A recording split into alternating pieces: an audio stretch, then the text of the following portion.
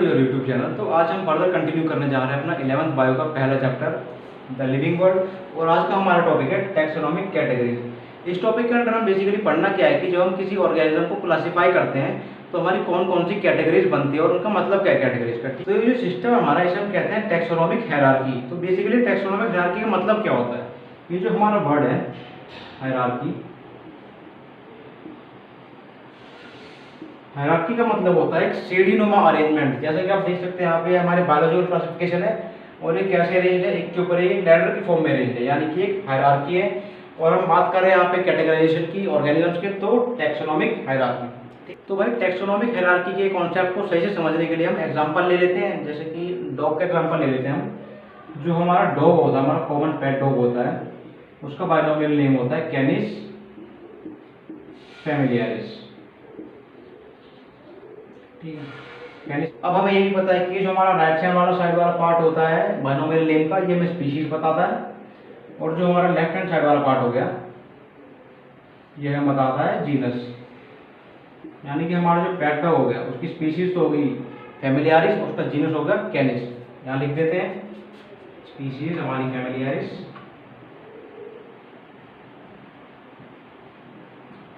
Genus हो गया हमारा कैनिस। ठीक है, अब जो है स्पीशीज का मतलब क्या होता है, बेसिकली हम आखिर किस बेस पे ये कह सकते हैं कि हमारे जो दो ऑर्गेनिजम्स हैं ये एक स्पीशीज से बिलोंग करते हैं। कि बहुत ही एक सिंपल चीज होती है कि अगर मान लो दो ऑर्गेनिज्म जो है वो आपके इंटरब्रीड करके एक फर्टाइल ऑफस्प्रिंग को पैदा कर सके, तो हम ये कह सकते हैं कि भाई ये दोनों जो है सेम स्पीशीज के। ठीक है, ये नहीं कि आप डॉग की चाहे कोई सी भी ब्रीड ले लो, जितनी भी ब्रीड्स है हमारे डॉग की, हमारी चाहे एल्सेशियन पोमेरियन या कुछ भी है, ठीक है, ये आपस में ब्रीडिंग करके हम एक फर्टाइल ऑफस्प्रिंग दे सकते हैं ना, यानी कि they all belong to same species. अब एक ऑर्गेनिज्म है हमारा वुल्फ, यानी कि भेड़िया। भेड़िया जो होता है वो भी काफी हद तक डॉग से सिमिलर होता है, लेकिन ये एक अलग स्पीशीज बनती है इसकी। और जो वुल्फ की स्पीशीज है उसे कहते हैं लूपस। ठीक है, तो वुल्फ की स्पीशीज हमारी लूपस हो गई। लेकिन भाई डॉग्स में और वुल्फ में काफी ज्यादा सिमिलैरिटीज होती है ना, इसीलिए हम जो है इन दोनों ऑर्गेनिजम्स को एक सेम जीनस में रख सकते हैं, यानी कि कैनिस में। ठीक है, तो हमारा डॉग का हो गया कैनिस फैमिलियरिस और वुल्फ क्या हो जाएगा हमारा कैनिस लूपस। ओके, तो स्पीशीज क्लियर है क्या होती है, ऑर्गेनिज्म दैट कैन इंटरब्रीड। हम जीनस कैसे क्रिएट करते हैं, हम ऐसी अलग अलग सिमिलर ऑर्गेनिजम्स को उठाते हैं जिनके अंदर बहुत सारी सिमिलैरिटीज हो और उनको उठाकर हम एक जीनस में डाल देते हैं। अब जैसे कि हम बात कर रहे हैं एक स्पीशीज की, तो स्पीशीज में जो ऑर्गेनिज्म होते हैं उनके अंदर भाई बहुत ही सारी सिमिलैरिटीज होते हैं, चाहे आप उनको मॉर्फोलॉजिकली देख लो या फिर जेनेटिकली देख लो। लेकिन जैसे हम मूव ऑन करते हैं अपने नेक्स्ट कैटेगरी पे, यानी कि जीनस के ऊपर, तो सिमिलैरिटीज कम हो जाती है हमारी कुछ कुछ। भाई यही है कि जैसे जैसे हम ऊपर चलते जाएंगे अपने टैक्सोनॉमिक हायरार्की में, वैसे ही जो अलग अलग टैक्सोन से हमारे ऑर्गेनिजम्स बिलोंग कर रहे हैं उनके बीच में पॉइंट्स ऑफ डिफरेंस कम होते जाएंगे और जो नंबर ऑफ ऑर्गेनिजम्स है वो बढ़ता जाएगा। यानी कि हम बात स्पीशीज कर रहे थे, तो स्पीशीज में हमने खाली डॉग्स को उठा रखा था, लेकिन जैसे ही ऊपर आए जीनस में तो हमने साथ में वुल्फ्स को ले लिया, साथ में हमारे वो भी आ सकते हैं जैकल्स होते हैं, जो जैकल्स यानी कि जंगली कुत्ते हैं।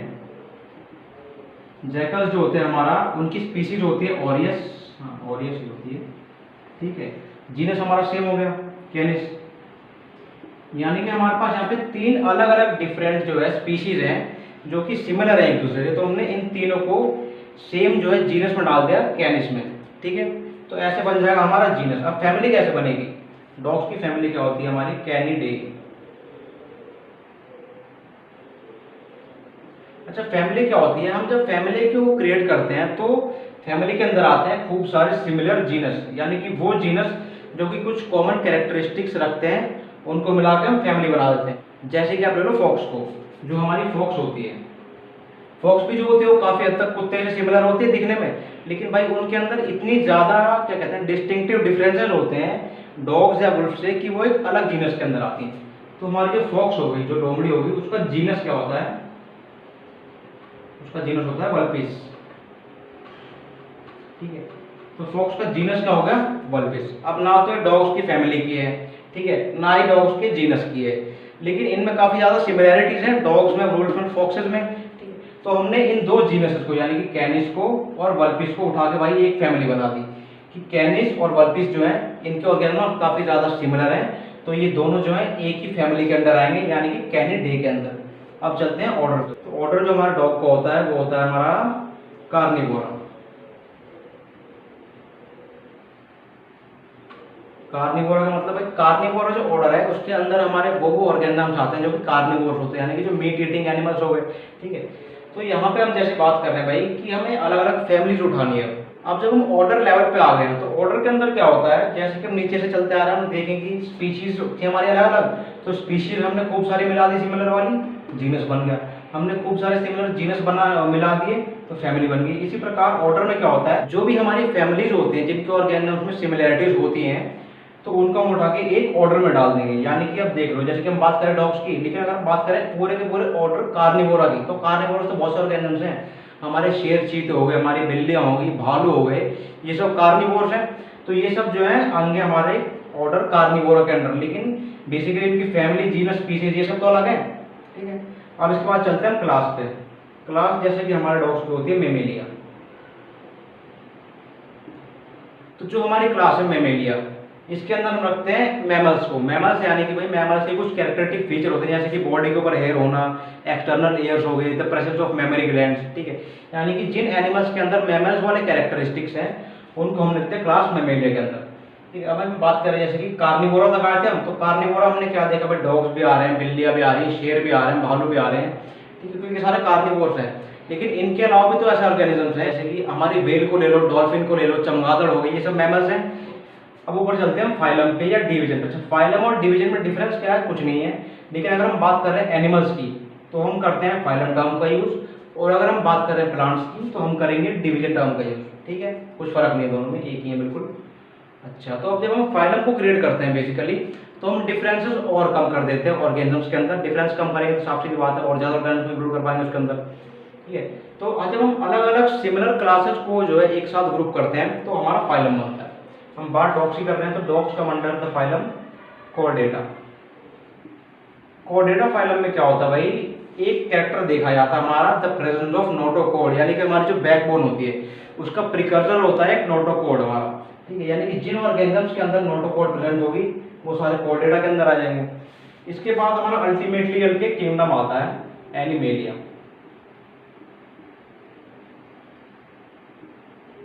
तो ये बन गई भाई हमारी हायरार्की डॉग्स की।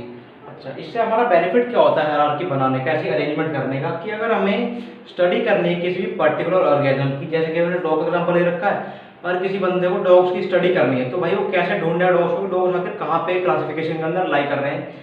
सबसे पहले एक बात तो क्लियर है कि हमारा एनिमल है तो हम जाएंगे किंगडम एनिमेलिया के अंदर। उसके बाद हमें पता है डॉग के अंदर बैकबोन होती है तो हम जाएंगे कोर्डेटा के अंदर। कोर्डेटा के बाद हमें ये पता है भाई कि वो मैमेलियन कैरेक्टरिस्टिक्स रखते हैं, बच्चों को दूध पिलाते हैं, तो वो हम फिर मैमेलिया के अंदर ढूंढेंगे।